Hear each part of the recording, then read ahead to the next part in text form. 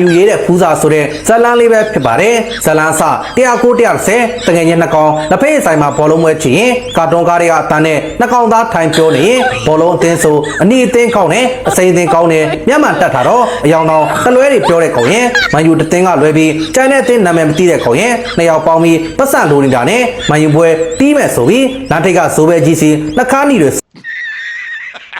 ဆိုပြီးအဆန်လာချီတာပိုပဲကြီးကလည်းဘယ်နေ့ဘယ်ရက်အတိအကျပြန်ဆက်မှာဆိုပြီးနှခါးနီဆိုပြီးပြန်ချီးပစ်လိုက်တယ်အဲ့ဒါနဲ့ငနဲတွေလည်းမန်ယူကိုတေးရှုံးဆိုတာနဲ့တီးထုတ်လိုက်တာအဆင်ပြေချမ်း၃ကိုအတွင်းခံရပြီးကုတ်ရောမိုးမန်ယူလူနိုင်လဲမန်ယူကြောင့်တိုင်တွေပတ်တာအခုလဲငနဲနှစ်ကောင်အကျွေးဆက်ဖို့ရက်ကွက်ထဲမှာကလင်ကျစ်တိုက်လို့ရင်နဲ့ငွေတိုးကြီးတဲ့အဖွားကြီးနဲ့တွေ့တော့အယုံသွင်းပြီး30ချီတာ1000တန်းပေါ်1000တန်းအပေါ်နဲ့အောက်ညက်ပြီး30ပြီးတော့သူတို့လဲယူပြီးဇိုးကြီးကိုသွားဆန်းအဲ့လိုနဲ့သူတို့ဒီလိုတယောက်ပြီးတယောက်ချီပြီးတန်တရားလဲနေရင်အစင်မပြေလို့လှုပ်ကြဖို့တိုင်မင်တော့ကြွတ်တိုးကသူ့ကိုအလုပ်တစ်ခုစတ်ထားတာရှိတယ်လှုပ်ကြည့်မလားဆိုပြီးအဲ့လိုအမက်လူစီလာတာအလုပ်ကမตาပွဲစားငွေအမောက်ကလည်း300တောင်ရမှာဆိုတော့စိတ်ဝင်စားသွားတယ်ကာတိုင်မှုဖြစ်တဲ့သူ့တူမအလောင်းကိုစစ်ချက်ယူပြီးဒီမှာပဲမြေချမှာဆိုတော့ရွာကိုပြန်တဲချင်တာခွင့်မပြုတော့ခိုးတဲပေးရမယ်လို့အဲ့ဒါနဲ့ငနဲတွေလည်းလက်ခံပြီးဆရာငွေယူအလောင်းတဲဖို့ကားဝယ်တာ340ကိုတဝက်ဆိုင်တဝက်စုံနဲ့ကာရတော့တန်လေးစေးုံမှာ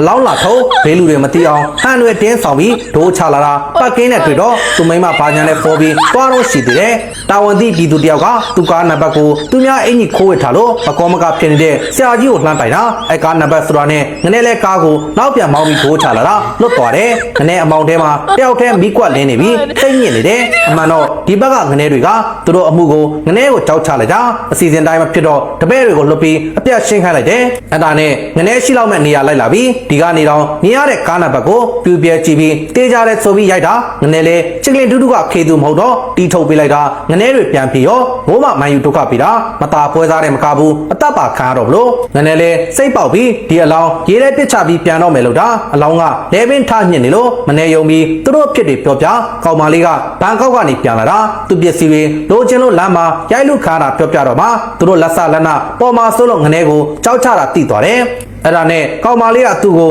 စက်ကူညီဖို့ပြောတာနဲ့ဒီကားနဲ့တော့သွားလို့မရတော့ဘူးဒီတိုင်းပဲခီးဆက်ဖို့ပြောရင်မောင်ကနီးတော့အိမ်အိမ်မှာသူတို့ခိုးပြေးလာတဲ့အကြောင်းပြောရင်တဲဖို့ကူညီတောင်းတော့အဖိုးကြီးကလည်းဝါသနာရှင်ဆိုတော့ဟီဟာနဲ့လာဆိုပြီးဒီအိမ်မှာမင်းတို့အတွင်နဲ့ဦးတို့ပဲရှိတာလွတ်လွတ်လပ်တီးကြဆိုပြီးကားတကန်းပေးလိုက်တာအပေါ်တက်အောက်ဆင်းနဲ့ကျိုးညိပြီးရှင်ညီမလေးလိုပဲသဘောထားရင်အပေါ်တက်အိတ်ဆိုတာနဲ့အပေါ်တက်ပြီးညီမလေးလိုပဲသဘောထားပါတယ်ပြောအောင်ရှိသေးတယ်ဆောင်းကြားတွေကထောင်ထလာလို့ကောင်မာလေးလည်းလမ်းပြီးသူ့မှာတံမီးဖြစ်နေတာတံမီးကိုတော်တော်ကြောက်သွားတော့ငနဲလည်းအပြင်မှာထွက်အိတ်လိုက်ရတယ်မနက်ကျတော့အဖိုးကြီးကငနဲအပြင်မှာထွက်အိတ်တာတီးပြီးအကွက်လေးကွက်တင်ပေးလိုက်တယ်မိမကိုမခန့်ချင်အောင်မပြောနဲ့မျက်နှာမလုံးနဲ့ရှာကျွေးကိုဟာကိုလိမ္မာအောင်ထားဆိုပြီးအနောက်မလို့အသွားမလို့တွေတင်ပေးလိုက်တော့ငနဲသဘောကျသွားတယ်မကြဘူးစော်လေးကဖျားရောအဲ့ဒါနဲ့အဖွားကြီးလင်မယားကိုသွားခေါ်တော့ကောက်ဆန်းပြီးအဖျားဝင်နေပြီအဖျားတော်တော်ကြီးတာပဲဆိုတော့အဖိုးကြီးကအဖျားကြီးဝင်အောင်မင်းပါလို့တာလဲဆိုတော့အဖွားကြီးက